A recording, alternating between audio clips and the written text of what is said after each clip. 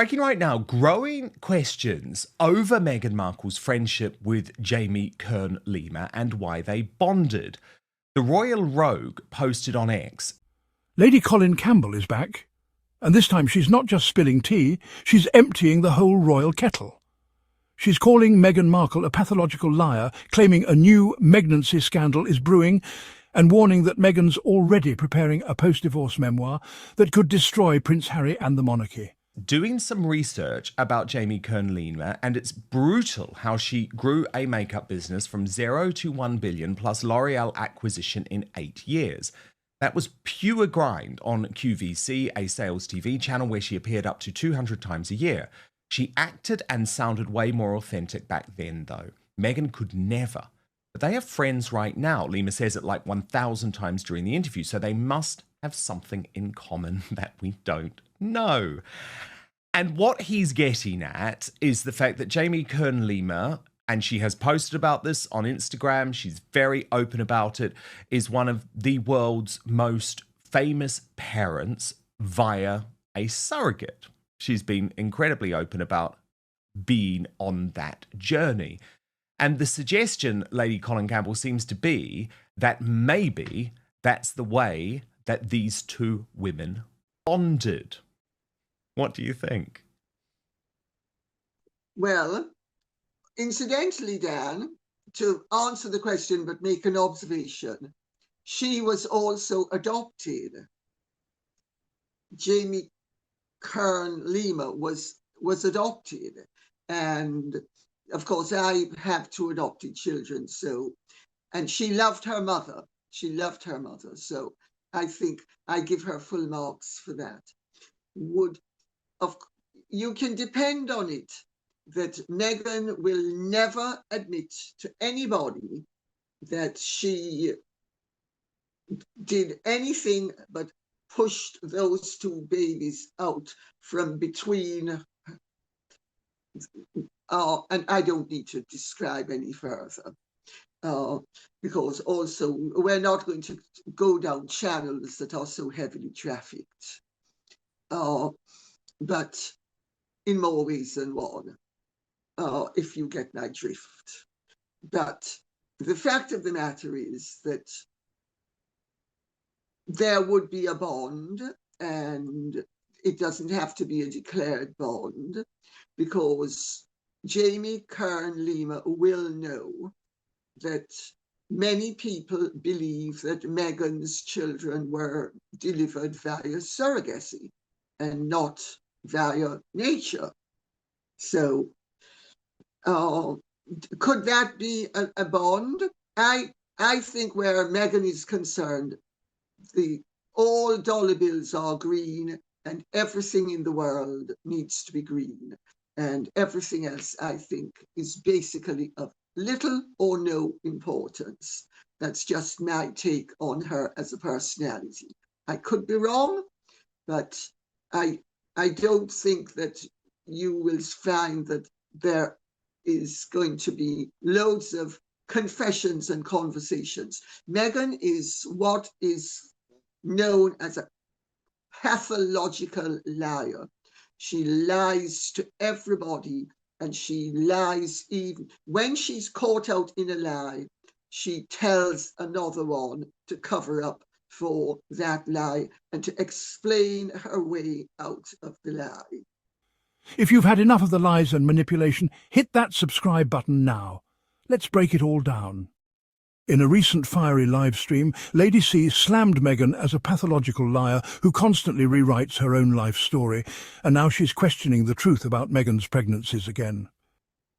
And there is no doubt that whatever happened during those pregnancies, the whole thing was highly irregular, and those baby bumps performed in a way that no woman who has given birth recognizes them as having functioned.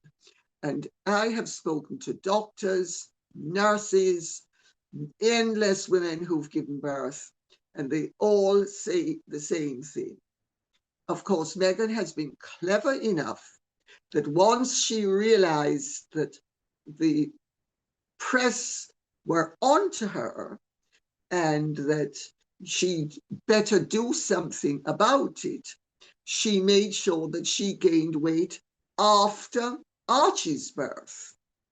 And let's not forget that she was then aware that there was a tremendous amount of interest primarily on social media by people who had investigated the issue.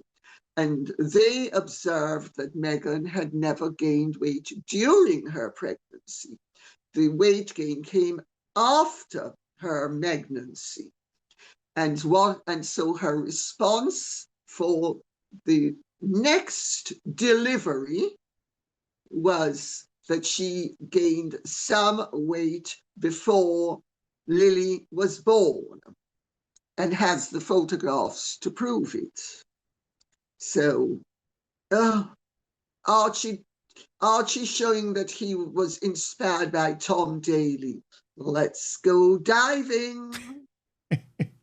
Now, Lady C, I have to speak about some odd antics with Prince Harry this week, which have been very much overshadowed by Meghan's glut of publicity, which we know, by the way, is all to distract from the fact that Confessions of a Female Founder, her new podcast, has been a massive flop, has fallen out of the top 100. So that's why we're getting this huge amount of publicity. But Harry was acting very strangely at this Living Legends of Aviation event. And I just want to show you a couple of pictures first up. So this was the Commentator USA who posted on X, "Hey Harry, is that a shiner?" And actually, I've looked very closely at the image, which was run on People magazine, because lots of people online were trying to say, oh, it's been manipulated in some way. But obviously People magazine had put the red circle, but we don't know if it's been manipulated. What we do know, however, is that he was incredibly unhappy on the night. Now, there's potentially a whole load of reasons for that. I mean, as Meghan's mole pointed out, Prince William was attending the funeral of Prince Francis while Prince Harry was cracking jokes for Hollywood elites like a clown. What a difference. He'd been dragged to New York for that Meghan Time 100 event, even though Meghan wasn't in the Time 100, where he sort of had to clap along like a bag carrier, and he didn't look very happy in that moment. Have a look at this. She referred to a possible megnancy, a fabricated or concealed pregnancy situation, implying Meghan may not have been fully honest about how her children were born. "Nothing with this woman is ever as it seems," Lady C said. "It's all PR spin, manipulation and staged optics." Then he turns up to give his own speech, Lady Colin Campbell, and he goes off script, and it just doesn't go well at all. And as it turned out, he was literally at the event for like 11 minutes. He was pictured arriving on stage at 7:15 p.m., leaving at 7:26 p.m. And even though I haven't been able to find video of this, Lady C, Kurt Russell said, "Unfortunately, living legend Harry has to leave early tonight. Who else will pick the berries for his wife's raspberry soup?" Which obviously is sort of going to be like a punch in the guts for Harry, isn't it? Because, you know, Lady C, there's always great truth in comedic lines like that. So what's going on? Do you think he's injured himself in some way? And why was he acting so weirdly at this event? I'm looking at you, Lady C. Scratch, itchy nose. Another itchy nose. No idea at all. But, you know, I mean, maybe he collided with a door. I mean, there are many people when they're happily married who collide with doors.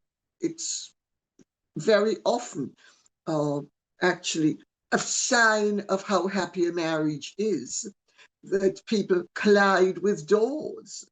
And maybe he collided with a door.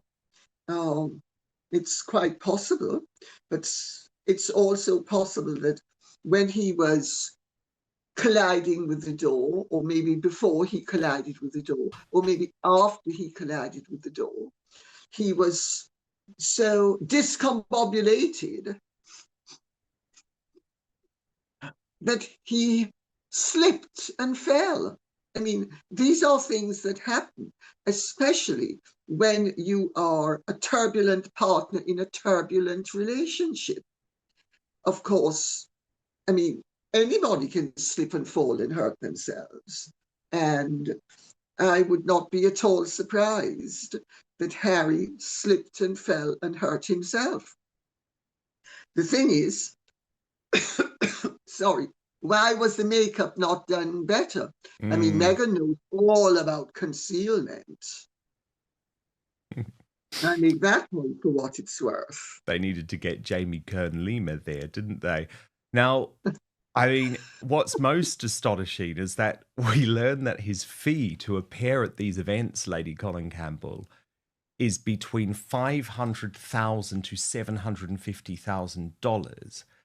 But I think what shocked me is that we now know he's so desperate for money. So it's Gotham artists who are looking after his public appearances, right? But usually, Lady C, if you're a big name and you are trying to get that sort of money, but you also want to maintain some sort of dignity or some type of class, you say to your agency, or your agency agrees with you, that you're not actually going to put your fee publicly on the website. But Harry is now listed with that fee under the category big names, headliners, star power. And again, Lady C, I just thought, wow, this shows you not only how desperate he is, but just how much Megxit hasn't worked. Because imagine if 5 years ago you were saying he was going to be literally pimping himself out to any organization that could afford $500,000. You can buy your prince. It's a revival of the infamous surrogacy theories, but with added venom, as insiders claim Meghan's secrecy could soon explode publicly. Here's the real ticking time bomb. Sources close to the couple say Meghan is already drafting a tell-all memoir in case of divorce. Well, Dan, you're absolutely right. And if you recall, he got $1 million from JP Morgan when they were still in Canada, if I remember correctly. Yes, and a private jet, and it was to Miami, I think, wasn't it? And they spent the night at Serena Williams's house. It's outside of Boca Raton. I can't remember exactly where it was, but it's near where one of my sisters lives, and so he got $1 million for that.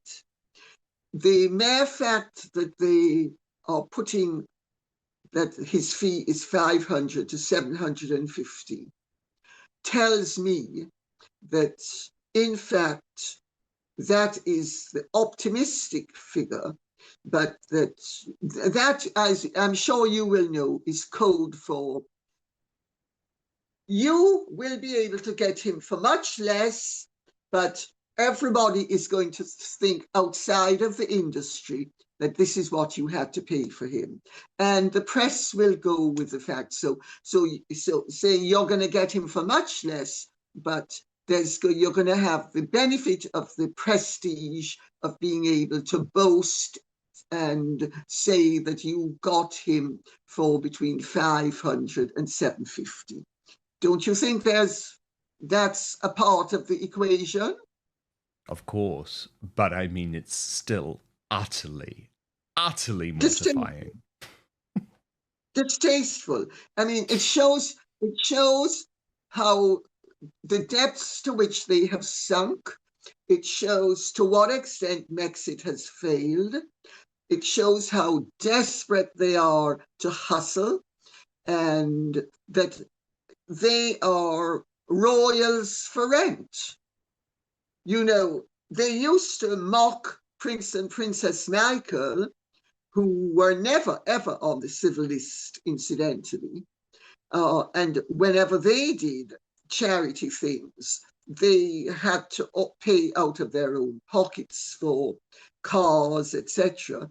But the press used to mock Prince and Princess Michael as royals for rent, because sometimes they were given fees for attending events. Now, I happen to know what those fees were because I happen to know some of the people who paid them.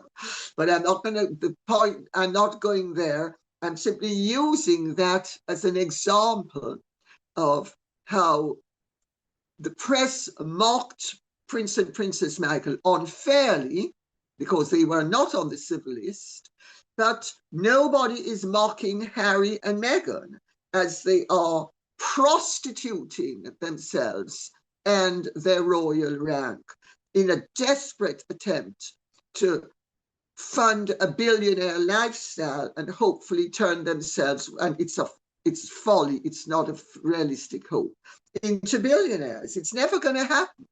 I mean, she would have to sell so many hundreds of millions of pots of sick flavored raspberry flavored vomit that I mean, and who's going to you don't do become a the billionaire bad? from jam. I mean, this is the thing. She's not a business brain.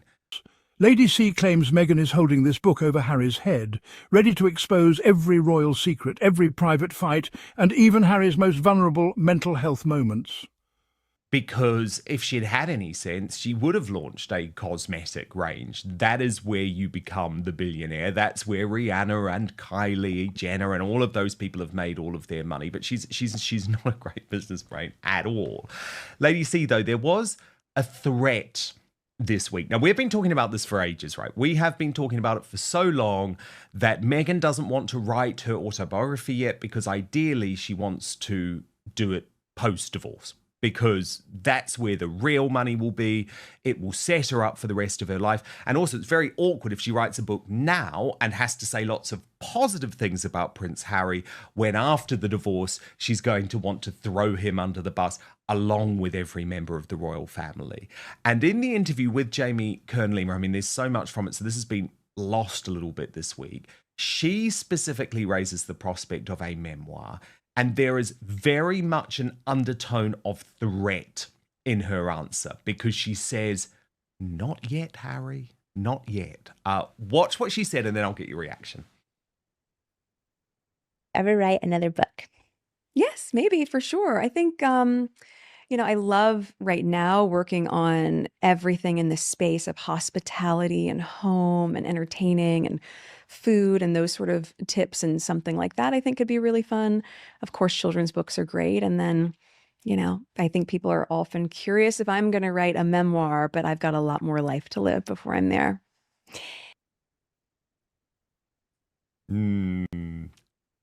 A lot more life to live. A divorce to live. Because, of course, Lady C, look, we'd been reporting it for years, but this went mainstream when Vanity Fair confirmed the fact that she had been shopping the post-divorce book to publishing companies in their big expose on 5 years of Megxit. So the threat is still there. It's like she thinks she's been clever, but it's so obvious that the threat is now there, not just to the royal family, but to Prince Harry too. Insiders say this divorce memoir could make Spare look like a bedtime story. Nothing would be off-limits, especially if Meghan feels burned by the monarchy or Harry himself. So, comment below, would you read Meghan's revenge memoir, or would it be pure fiction? Oh, I couldn't agree more. But the fact of the matter is, Dan, her technique is to threaten and to imply and to get people to pick up the knife that she throws down. I mean, she's actually a very sneaky, rather cowardly, underhand bully and abuser. And she's going to write a memoir, but she has more life to live yet. Well, she better be careful, because I can tell you something. There is no way Meghan would make, no matter how sensational and how much her memoirs were and how many people believe them, there is no way she would make more than about $20 million tops. She would have to pay tax on that. She would, so she's going to end up with a lot less than 20 million. And I'm afraid the way she lives, 20 million is not going to go very far. So Anybody who thinks that that would set her up for life is wrong. It would set her up for a year, 2, maybe 3, if she pulls in the reins, 4 years tops. And she needs all of the status symbols that go along with being a member of the elite, because she knows without them, she is exposed as the tacky, rather sordid little creature that she is. So while a genuine princess or a proper duchess will show up at the event without security, she needs to show up with 4 vehicles. And where a proper princess or a royal duchess would wear a pair of earrings and maybe a necklace that was worth £800,000, but you wouldn't know it.